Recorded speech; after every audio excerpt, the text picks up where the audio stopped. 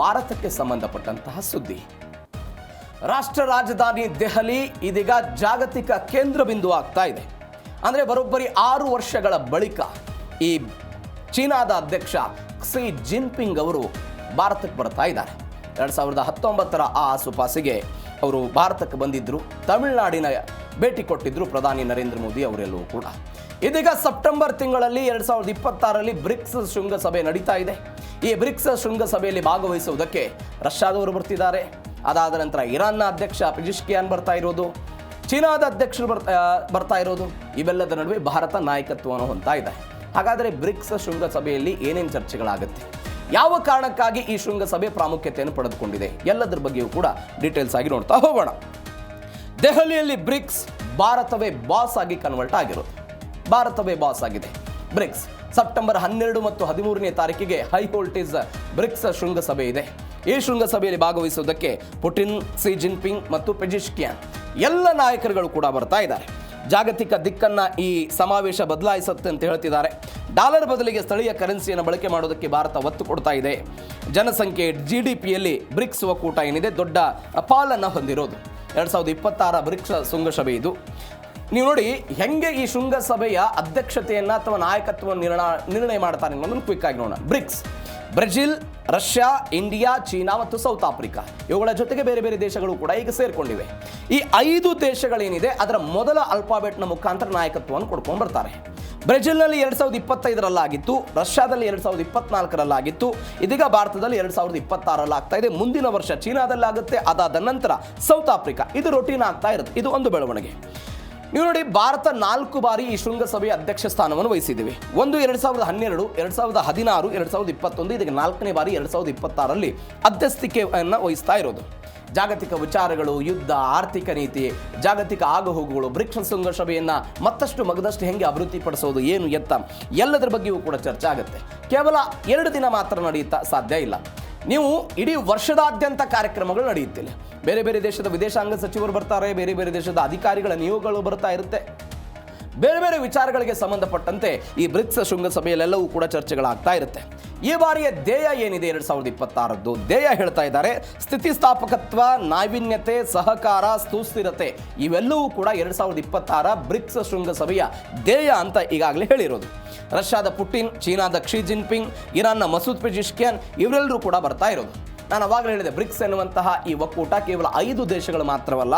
Egypt ಇದೆ, Ethiopia ಇದೆ, Iran ಇದೆ, UAE, ಸೌದಿ ಅರೇಬಿಯಾ, ಇಂಡೋನೇಷ್ಯಾ ಸೇರಿದಂತೆ 11 ಸದಸ್ಯ ದೇಶಗಳಿದೆ. ಇತ್ತೀಚೆಗೆ ಸೇರ್ಪಡೆ ಆಗಿರುವಂತಹ ಈ ಎಲ್ಲ ದೇಶಗಳು ಅನೇಕ ದೇಶಗಳಲ್ಲಿಯೂ ಕೂಡ ಅವಕಾಶವನ್ನು ಕೊಟ್ಟಿದ್ದಾರೆ. ನೀವು ನೋಡಿ, ಬ್ರಿಕ್ಸ್ ಎನ್ನುವಂತಹ ಈ ಒಕ್ಕೂಟವನ್ನು G7 ನೀವು ಕಂಪೇರ್ ಮಾಡಿದಾಗ ಅದು GDP ವಿಚಾರದಲ್ಲಿ, ಜನಸಂಖ್ಯೆಯ ವಿಚಾರದಲ್ಲಿ, ಆರ್ಥಿಕತೆಯ ವಿಚಾರದಲ್ಲಿ ಎಲ್ಲ ವಿಚಾರದಲ್ಲೂ ಕೂಡ ಕಂಪೇರ್ ಮಾಡಿದಾಗ ಬ್ರಿಕ್ಸ್ ಎನ್ನುವಂತಹ ಶೃಂಗಸಭೆ G7 ಮುಂದಾಕಿದೆ. ಒಟ್ಟು ಜನಸಂಖ್ಯೆ, ಇಡೀ ಜಗತ್ತಿನಲ್ಲಿ ಜನಸಂಖ್ಯೆ ಎಷ್ಟಿದೆಯೋ 56% ಈ ಬ್ರಿಕ್ಸ್ ಶೃಂಗಸಭೆಯ ಒಟ್ಟಾರೆ ದೇಶಗಳಲ್ಲಿ ಇರೋದನ್ನು ನೋಡ್ತಾ ಇದ್ದೀವಿ. 3.9 ಶತಕೋಟಿ ಜನಸಂಖ್ಯೆ ಬ್ರಿಕ್ಸ್ ಶೃಂಗಸಭೆಯ ಸದಸ್ಯ ರಾಷ್ಟ್ರಗಳಲ್ಲಿದೆ. ಇದು ಒಂದು ಗಮನಿಸಬೇಕಾದ ಸಂಗತಿ. ಎಲ್ಲಕ್ಕಿಂತ ಹೆಚ್ಚಾಗಿ GDP, ನೀವು ಖರೀದಿಯ ಆಧಾರದ ಮೇಲೆ GDPಯನ್ನು ನೋಡೋದಾದರೆ 41% 44% ಇದೇ ಬ್ರಿಕ್ಸ್ ಶೃಂಗಸಭೆಯ ದೇಶಗಳದ್ದೇ ಇದೆ ಅಂತ ಒಂದು ಅಂಕಿಅಂಶಗಳು ಹೇಳ್ತಾ ಇದ್ದಾರೆ. ನೀವು US ಮತ್ತು ಯುರೋಪಿಯನ್ ಒಕ್ಕೂಟಗಳ G7 ಶೃಂಗಸಭೆ ಇದೆಯಲ್ಲ, ಅದರ GDPಯ ಪರಿಣಾಮ ಕೇವಲ 30% ಇರೋದು. ಆದರೆ ಅಲ್ಲಿಗೆ ನಾವು ಕಂಪೇರ್ ಮಾಡಿದರೆ 10% 15% ಬ್ರಿಕ್ಸ್ ಶೃಂಗಸಭೆಯ ಈ ಪಾಲು ಏನಿದೆ ಅದು ದೊಡ್ಡದಿದೆ ಅಂತ ಹೇಳ್ಬೋದು. ಇದು ಒಂದು ಭಾಗ. 6 ವರ್ಷಗಳ ನಂತರ ಭಾರತಕ್ಕೆ ಡ್ರ್ಯಾಗನ್ ಎಂಟ್ರಿ ಕೊಡ್ತಾ ಇರೋದು.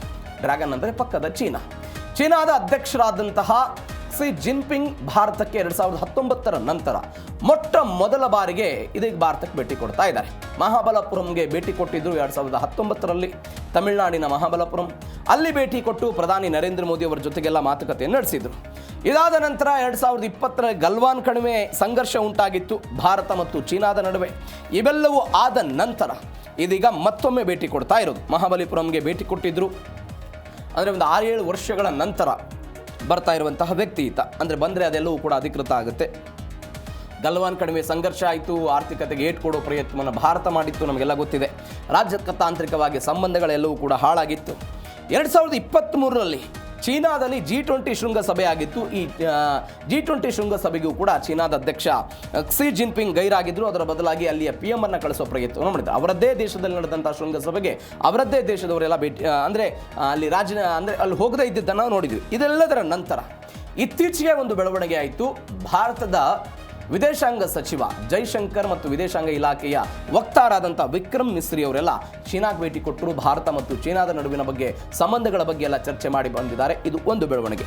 ಇವೆಲ್ಲದರ ನಂತರ ಲಾತು ಲಾ ಪಾಸ್ ಎನ್ನುವಂಥ ಒಂದು ಗಡಿ ಇದೆ. ಆ ಗಡಿಯ ಮುಖಾಂತರ ಚೀನಾ ಮತ್ತು ಭಾರತದ ನಡುವೆ ವ್ಯಾಪಾರ ವಹಿವಾಟುಗಳೆಲ್ಲವೂ ಕೂಡ ಆಗ್ತಾ ಇತ್ತು. ಕೊರೋನಾ ಕಾರಣಕ್ಕಾಗಿ ಮತ್ತು ಗಲ್ವಾನ್ ಕಣಿವೆಯ ಸಂಘರ್ಷದ ಕಾರಣಕ್ಕಾಗಿ ಈ ನಾಥು ಲಾಫಾಸ್ ಎನ್ನುವಂಥ ಗಡಿಯ ಮುಖಾಂತರ ವ್ಯಾಪಾರ ವಹಿವಾಟು ಏನಾಗ್ತಾ ಇತ್ತಲ್ಲ, ಅದೆಲ್ಲವೂ ಕೂಡ ಇಷ್ಟು ದಿನಗಳ ಕಾಲ ಅಂತ್ಯ ಆಗಿತ್ತು. ಇದು ಗಮನಿಸಬೇಕಾದ ಸಂಗತಿ. ಇವತ್ತು ಅಂದರೆ ಆಗಸ್ಟ್ 1, 2026 ಇವತ್ತಿಗೆ ಒನ್ಸ್ ಅಗೇನ್ ಆ ವ್ಯಾಪಾರ ವಹಿವಾಟು ಆರಂಭ ಆಗಿದೆ.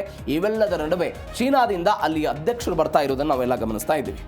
ಇವೆಲ್ಲಕ್ಕಿಂತ ಹೆಚ್ಚಾಗಿ ಗಲ್ವಾನ್ ಕಣಿವೆಯ ನಂತರ ಈ ಡೆಫ್ಸಾಂಗ್ ಮೈದಾನ ಮತ್ತು ಡೆಮ್ಚುಕ್ ಎನ್ನುವಂತಹ ಪ್ರದೇಶದ ವಿಚಾರವಾಗಿ ಎರಡೂ ದೇಶಗಳ ನಡುವೆ ಕೆಲವೊಂದಿಷ್ಟು ಅಭಿಪ್ರಾಯಗಳು ಬಂದಿತ್ತು, ಭಿನ್ನಾಭಿಪ್ರಾಯಗಳು ಬಂದಿತ್ತು. ಇದೀಗ ಎರಡೂ ದೇಶಗಳು ಕೂಡ ನಾನು ಏನು ಹೇಳಿದೆ, ಈ ಎರಡೂ ಪ್ರದೇಶಗಳಿಂದ ಸೈನ್ಯವನ್ನು ವಾಪಸ್ ತೆಗೆದುಕೊಳ್ಳುವಂತಹ ನಿರ್ಧಾರಕ್ಕೆ ಬಂದಿದ್ದಾರೆ. ಅಂದರೆ ಸಂಬಂಧ ಸ್ವಲ್ಪ ಮಟ್ಟಿಗೆ ಸುಧಾರಣೆ ಆಗಿದೆ ಅಂತ. ಅಂದರೆ 1962 ಭಾರತ ಚೀನಾ ಯುದ್ಧದ ನಂತರ 2020 ಗಲ್ವಾನ್ ಕಣಿವೆಯ ಈ ಬೆಳವಣಿಗೆ ಏನಾಗಿತ್ತಲ್ಲ, ಅದು ಮತ್ತೊಂದು ಯುದ್ಧದ ಹಂತಕ್ಕೆ ಹೋಗ್ತಾ ಇತ್ತು. ಆ ಯುದ್ಧದ ಅಥವಾ ಆ ಭೀತಿಯ ನಡುವೆ ಇದೀಗ ಅಲ್ಲಿಯ ಅಧ್ಯಕ್ಷರೊಬ್ಬರು ಭಾರತಕ್ಕೆ ಭೇಟಿ ಕೊಡ್ತಾ ಇದ್ದಾರೆ. ಹೀಗಾಗಿ ಏನೇನು ಚರ್ಚೆಗಳಾಗುತ್ತೆ, ಏನಾಗುತ್ತೆ ಅನ್ನುವಂತಹ ಕುತೂಹಲ ಉಭಯ ದೇಶಗಳಲ್ಲೂ ಕೂಡ ಇದೆ. ಇದು ಒಂದು ಬೆಳವಣಿಗೆ. ಇವೆಲ್ಲದರ ನಡುವೆ ದೆಹಲಿ ಮತ್ತೊಂದು ಆಕರ್ಷಣೆಗೆ ಕೇಂದ್ರೀಕೃತ ಆಗ್ತಾ ಇದೆ. ಅದು ಮೋದಿ ಅವರ ಜೊತೆಗೆ ಅಮೆರಿಕದ 3 ಶತ್ರುಗಳು ಬರ್ತಾ ಇರೋದು. ಯಾರ್ಯಾರು? ಒಂದು ಚೀನಾ, ಮತ್ತೊಂದು ರಷ್ಯಾ, ಮತ್ತೊಂದು ಇರಾನ್.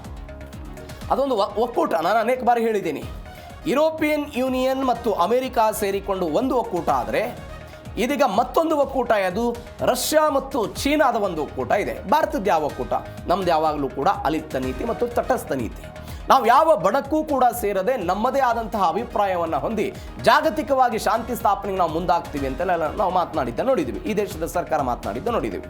ಇದೀಗ ಆ 3 ಶತ್ರುಗಳು ಒಂದೇ ವೇದಿಕೆಗೆ ಬರ್ತಾ ಇದ್ದಾರೆ. ಅಮೆರಿಕಾದ ವಿರೋಧಿ ರಾಷ್ಟ್ರಗಳ ನಾಯಕರ ಸಮಾವೇಶ ಇದು. ರಷ್ಯಾ, ಚೀನಾ, ಇರಾನ್ ಅಧ್ಯಕ್ಷರ ದೆಹಲಿಗೆ ಭೇಟಿ ಕೊಡ್ತಾ ಇದ್ದಾರೆ.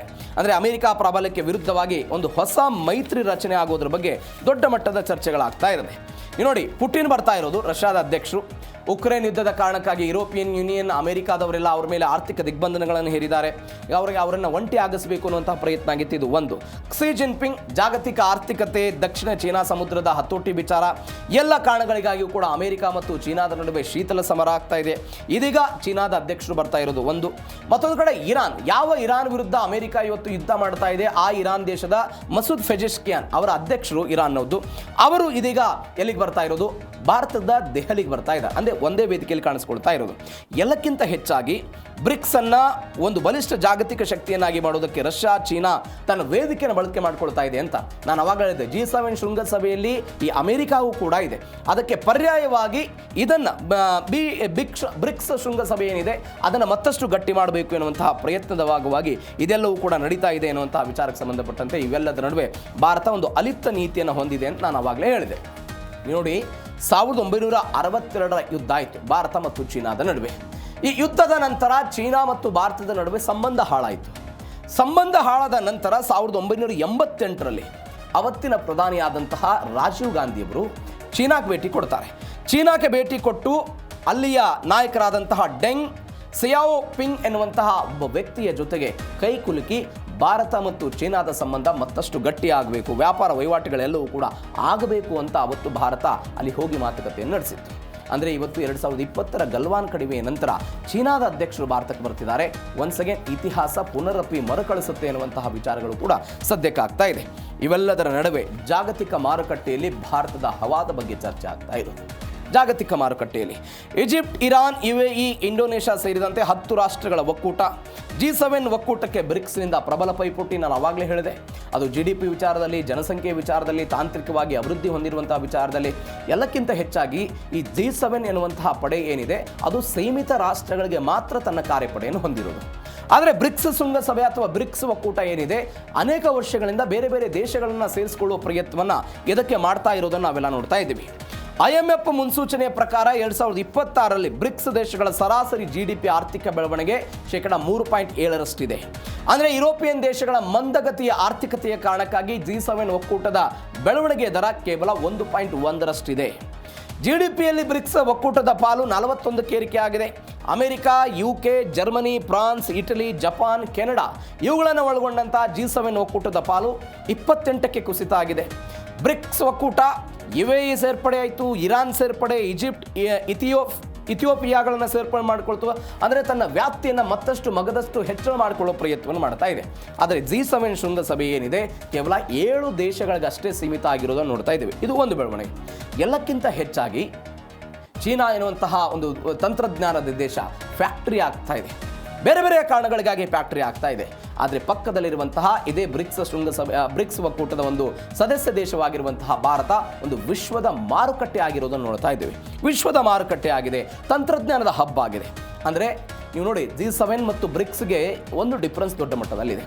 G7ನಲ್ಲಿ ವಯಸ್ಸಾಗ್ತಾ ಇರುವಂತಹ ಜನಸಂಖ್ಯೆ ಜಾಸ್ತಿ ಆಗ್ತಾ ಇದೆ. ವಯಸ್ಸಿನ ಜನಸಂಖ್ಯೆ ಅಂದರೆ ಅತಿ ಹೆಚ್ಚು ಓಲ್ಡ್ ಮ್ಯಾನ್ಗಳಿದ್ದಾರೆ G7ನಲ್ಲಿ. ಆದರೆ ಬ್ರಿಕ್ಸ್ನಲ್ಲಿ ಹೆಚ್ಚು ಹೆಚ್ಚು ಯುವಕರನ್ನು ಹೊಂದಿರುವಂಥ ದೇಶಗಳನ್ನು G7 ಹೊಂದಿದೆ ಅಂತ. ಹೀಗಾಗಿ ಅಭಿವೃದ್ಧಿಶೀಲ ದೇಶಗಳ ನಡುವೆ ಅಭಿವೃದ್ಧಿ ಹೊಂದಿದ ದೇಶಗಳ ಪೈಪೋಟಿ ಇತ್ಯಾದಿ ಅಂತ ಒಂದು ವಿಶ್ಲೇಷಣೆ ಆಗ್ತಾ ಇದೆ. ಮತ್ತೊಂದು ಬೆಳವಣಿಗೆ ಏನು ಅಂತ ಹೇಳಿದರೆ 2027ರಲ್ಲಿ ಪಾಕಿಸ್ತಾನಕ್ಕೆ ಪ್ರಧಾನಿ ನರೇಂದ್ರ ಮೋದಿ ಹೋಗ್ತಾರಾ? 2015ರಲ್ಲಿ ಪ್ರಧಾನಿ ನರೇಂದ್ರ ಮೋದಿ ಅನಿರೀಕ್ಷಿತವಾಗಿ ಅಲ್ಲಿಗೆ ಭೇಟಿ ಕೊಟ್ಟಿದ್ದರು. ಅನಿರೀಕ್ಷಿತವಾಗಿ ಭೇಟಿ ಕೊಟ್ಟು ಅಲ್ಲಿಯ ಪ್ರಧಾನಿಯವರನ್ನ ಮಾತುಕತೆ ನಡೆಸಿಕೊಂಡು ಬಂದಿದ್ದರು. ಇದೀಗ 2022ರ ಶಾಂಘೈ ಸಹಕಾರ ಸಂಸ್ಥೆ ಇದೆ. ಆ ಸಭೆಯ ಶೃಂಗಸಭೆ ಇದೆ ಪಾಕಿಸ್ತಾನದಲ್ಲಿ, ಇಸ್ಲಾಮಾಬಾದ್ನಲ್ಲಿ ನಡೆಯುತ್ತೆ. ಹೀಗಾಗಿ ಅವರಿಗೆ ಆಹ್ವಾನವನ್ನು ಕೊಡೋದಕ್ಕೆ, ಪ್ರಧಾನಿ ನರೇಂದ್ರ ಮೋದಿ ಅವರಿಗೆ ಆಹ್ವಾನವನ್ನು ಕೊಡೋದಕ್ಕೆ ಒಂದು ತಯಾರಿಯನ್ನು ಮಾಡಿಕೊಂಡಿದ್ದಾರೆ.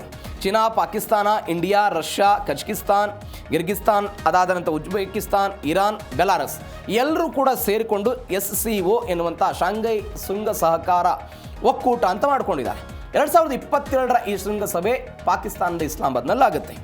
ಇದೀಗ ಪಾಕಿಸ್ತಾನ ಒಂದು ಪ್ರತಿಕ್ರಿಯೆ ಕೊಟ್ಟಿದೆ ಈ ವಿಚಾರವಾಗಿ. ಆತಿಥೇಯ ದೇಶವಾಗಿ ಭಾರತ ಸೇರಿದಂತೆ ಸದಸ್ಯ ದೇಶಗಳ ಮುಖ್ಯಸ್ಥರನ್ನ ಶೃಂಗಸಭೆಗೆ ಆಹ್ವಾನಿಸುವುದು ನಮ್ಮ ಕರ್ತವ್ಯ ಅಂತ ಅಲ್ಲಿ ಒಬ್ಬ ಅಧಿಕಾರಿ ತಾಹಿರ್ ಅಂದ್ರೆಬಿ ಎನ್ನುವಂಥ ಒಬ್ಬ ಅಧಿಕಾರಿ ಹೇಳಿಕೆಗಳನ್ನು ಕೊಟ್ಟರು.